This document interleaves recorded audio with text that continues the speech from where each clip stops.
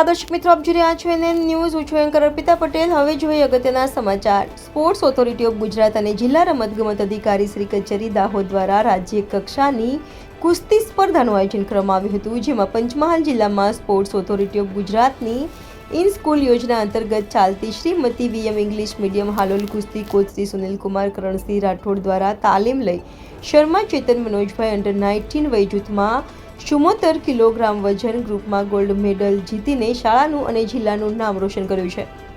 આવતા મહિને રાષ્ટ્રીય કક્ષાએ ભાગ લેવા જશે. ખૂબ ખૂબ અભિનંદન. પંચમહાલ જિલ્લા રમત વિકાસ અધિકારી શ્રી પ્રતાપસિંહ પસાયા શુભકામનાઓ આપી હતી. NN news Vadodara. દર્શક મિત્રો, એનએન ન્યૂઝને લાઇક, શેર, સબસ્ક્રાઇબ કરો, બેલ આઇકન પ્રેસ કરો, જેથી આપને નોટિફિકેશન્સ મળતી રહે.